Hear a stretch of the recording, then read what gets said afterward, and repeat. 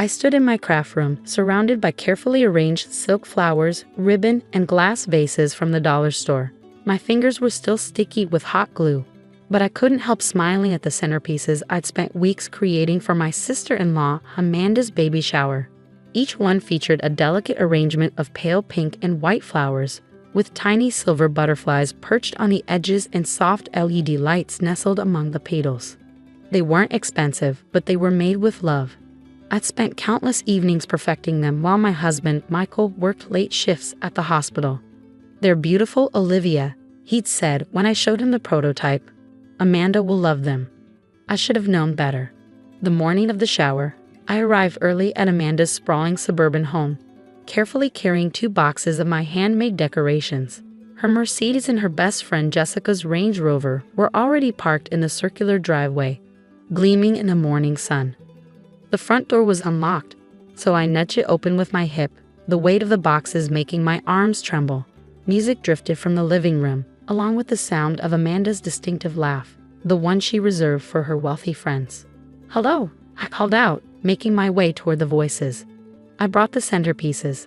The laughter stopped abruptly. Amanda appeared in the doorway, her perfectly highlighted hair swept into an elegant updo, her baby bump barely visible under her designer maternity dress.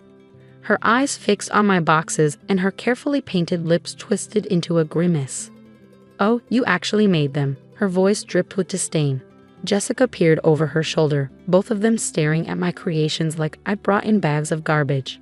"Of course." I set the boxes down carefully and pulled out one of the centerpieces. "Look, I matched the pink exactly to your invitation color and the butterflies." "Is that hot glue?" Amanda interrupted, stepping closer to inspect the arrangement.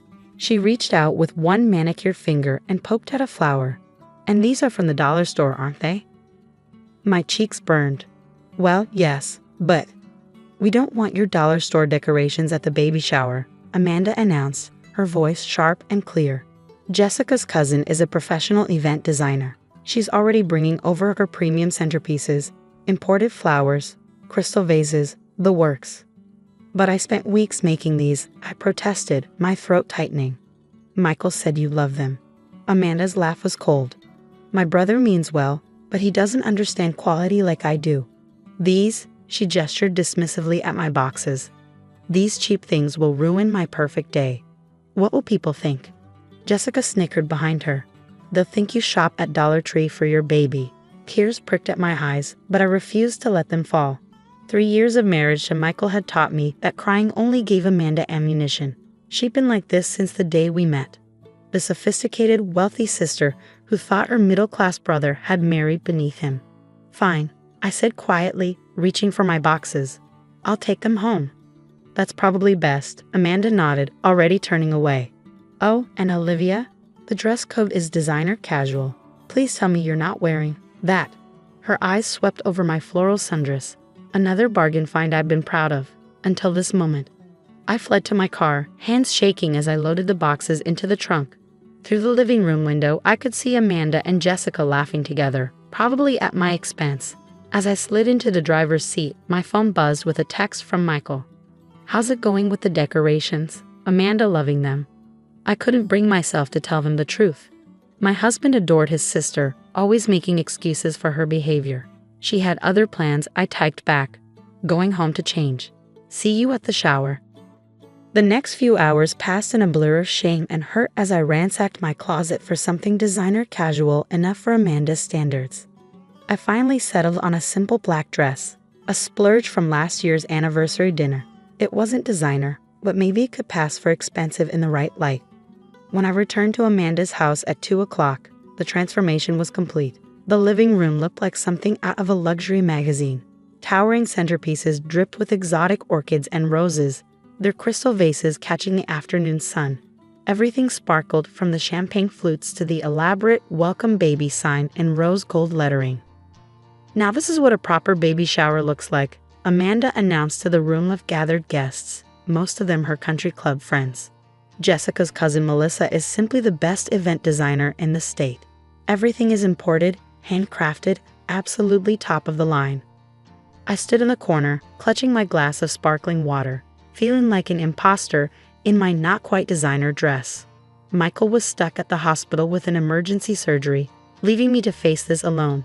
The other guests circulated in their expensive outfits, exclaiming over the decorations and sharing stories about their own luxury events. The crystals in these centerpieces are Swarovski, Melissa explained to an admiring group. And the candles are from this amazing little shop in Paris. They're completely safe, of course, guaranteed to burn for exactly 8 hours without any risk. Amanda beamed, one hand resting on her baby bump. Only the best for my little one. Some people think you can just throw together any old thing from the dollar store, but I believe in quality. Her eyes met mine across the room, and I saw the challenge in them. This wasn't just about decorations, it was about proving she was better than me, that I didn't belong in her world. I had no idea then that in just 3 hours, those perfect, imported centerpieces would change everything. Or that Amanda's obsession with appearances would finally reveal the secret she'd been hiding since the day she announced her pregnancy. Sometimes the most expensive things come with the highest price. And sometimes the truth has a way of burning through even the most carefully constructed facades. The baby shower proceeded exactly as Amanda had planned, a perfectly choreographed display of wealth and status. I watched from my corner as she opened gift after designer gift. A Gucci diaper bag, a Burberry baby blanket, a silver-plated rattle that probably cost more than my monthly grocery budget. "This is exactly what I wanted," she exclaimed over each present while Jessica dutifully recorded everything in a leather-bound notebook. The afternoon sun streamed through the windows, making the imported crystal centerpieces sparkle like diamonds, their candles casting a warm glow across the room. My own gift, a handmade baby quilt I'd spent months working on, sat unopened at the bottom of the pile. I poured my heart into every stitch, incorporating fabric from family members' clothes. A piece of Michael's first doctor's coat, a square from Mom's favorite dress, even a bit of Dad's old fishing shirt. But now, surrounded by all this luxury, I wanted to grab it and run before Amanda could mock my handiwork in front of everyone. "Time for cake," Jessica announced, clapping her hands. The guests migrated toward the dining room, where an elaborate 5-tier confection stood surrounded by those towering floral arrangements. I stayed behind, using the moment of transition to text Michael. "How's the surgery going?" His reply came quickly. "Almost done. Strange case. Patient's blood work shows. Wait, something's not right. Call you soon." Before I could respond, a commotion erupted from the dining room. The sweet scent of vanilla cake was suddenly overtaken by something sharper, more acrid. Then I heard it, the distinctive crackle of flames. "Fire!" someone screamed. I rushed to the doorway just in time to see one of the designer centerpieces go up in flames, the imported candle having tipped into the exotic flowers. The crystal vase magnified the light, sending prismatic patterns dancing across the walls even as the flames climbed higher. Amanda stood frozen, one hand on her belly, the other clutching her designer dress. "My presence," she shrieked. "Someone do something." I didn't think, I just acted. All those fire safety courses I'd taken as a teacher kicked in. I grabbed the fire extinguisher from under the kitchen sink and rushed back, aiming the nozzle at the base of the flames. White foam covered the expensive flowers, the crystal, the imported candles. The fire died quickly, but the damage was done. Smoke hung in the air, and the pristine white walls were stained with soot.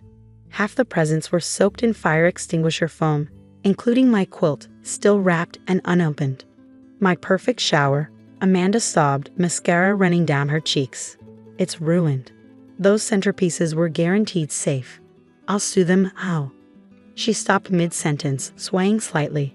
Jessica rushed to support her, but Amanda shrugged her off. "I need air," she gasped, pushing through the crowd of murmuring guests toward the back patio. That's when I saw it, the medical file that had fallen from her designer purse in the chaos. It lay open on the floor, partially hidden under a singed gift bag.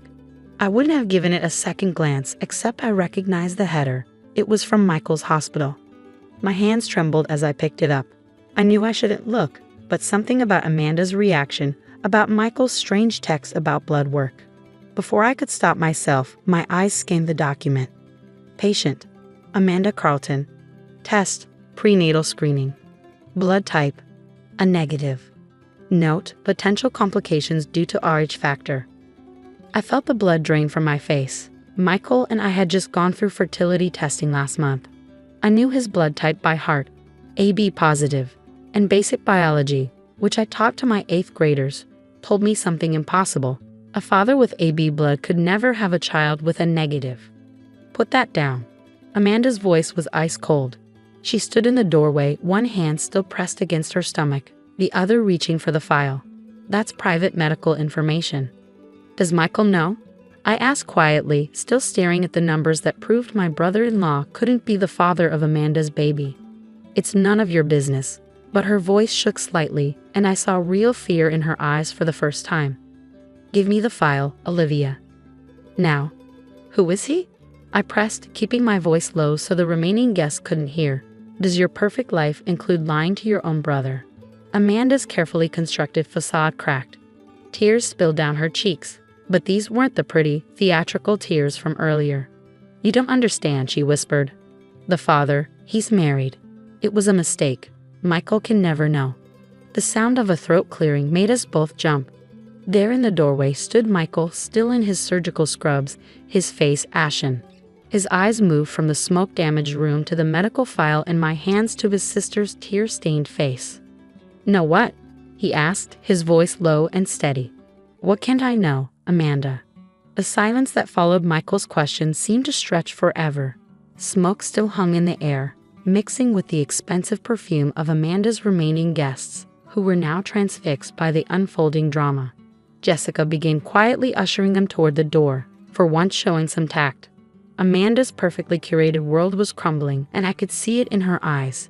The same look she'd given my dollar store decorations, but now directed at her own life choices.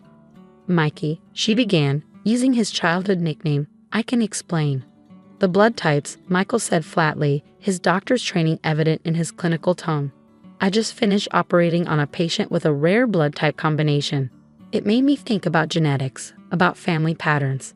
He looked at the medical file in my hands, then back at his sister. I'm AB positive, Amanda. It's genetically impossible for me to be the father of an A negative baby. Amanda's legs gave out, and she sank into one of her expensive imported chairs, not caring that it was covered in fire extinguisher foam. I never meant for this to happen, she whispered. David, he was just supposed to be a client. But then one thing led to another, and when I found out I was pregnant... David? Michael's voice cracked. David Harrison, my department head. The look on Amanda's face confirmed it. David Harrison, married father of 3, chief of surgery at Michael's hospital, and apparently the real father of Amanda's baby. I couldn't tell anyone, Amanda continued, her carefully constructed mask finally shattering completely. Do you know what this would do to his family? To his career? To my reputation? It was easier to just pretend. Easier. Michael's laugh was hollow. Easier to lie to your own brother. To let me believe I was going to be an uncle. To let me tell all my colleagues about my sister's baby. He ran his hands through his hair, leaving it standing on end. I've been bragging about this baby to David for months. He just stood there, knowing. I moved to my husband's side, taking his hand. He squeezed it hard enough to hurt. But I didn't pull away. This was Michael as I'd never seen him. The scales finally falling from his eyes about his perfect, precious sister. I was going to tell you, Amanda pleaded, but the words sounded hollow even to her own ears. After the baby was born, I was going to say the blood type was a mistake. Like you told me my centerpieces were a mistake. I found myself saying, like everything that doesn't fit your perfect image is a mistake. Amanda flinched as if I'd slapped her. She looked around her smoke-damaged living room, at the ruins of her expensive party. The imported flowers were wilted, the crystal vases clouded with soot. Only my quilt, though soaked with fire extinguisher foam, remained intact, each loving stitch holding firm. I'm sorry, she whispered, and for the first time since I'd known her, it sounded genuine. I've been horrible to you, Olivia. You tried to give me something real, something made with love, and I threw it back in your face because it didn't match the lie I was living. Michael released my hand and walked to the window, his back rigid. I need time, he said finally. I can't process this right now. But I know one thing, I'm going to have to transfer to a different hospital. I can't work under David anymore. I'll call him, Amanda said quickly. Maybe he can arrange. No, Michael's voice was firm. You don't arrange anything anymore, Amanda. Not for me, not for my wife. He turned back to face her. You're my sister, and I love you. That won't change. But this perfect image you've tried to maintain? It's done more damage than any dollar store decoration ever could. As we left Amanda's house that evening, I glanced back one last time. Through the window, I could see her sitting alone in her ruined designer dress, surrounded by the aftermath of her perfect party. She was holding my quilt, running her fingers over the stitches, tears falling freely now that there was no one left to perform for. 6 months later, Amanda gave birth to a healthy baby girl. She named her Hope, not a designer name, but a real one. The birth announcement was simple, sent on plain white cards. When we visited the hospital, there were no imported flowers or crystal vases, just a small stuffed bear from the gift shop and a handmade blanket on the bed. I saved your quilt, she told me softly as she handed me my niece to hold. It was the only gift that survived the fire. Sometimes I look at it and remember that day, how the expensive things burned, but the things made with love endured. I looked down at Hope, perfect and tiny in my arms, wrapped in a simple cotton blanket. She's beautiful, I said, and meant it. Amanda smiled, not her society smile, but something smaller and more genuine. Would you teach me how to make things? For her nursery? Nothing fancy, just real things. Things made with love. Michael, standing by the window, caught my eye and nodded slightly. Some things, once broken, can never be the same. But sometimes they can be rebuilt into something new, something true. I think, I said, adjusting Hope in my arms. I know a great little dollar store where we can start.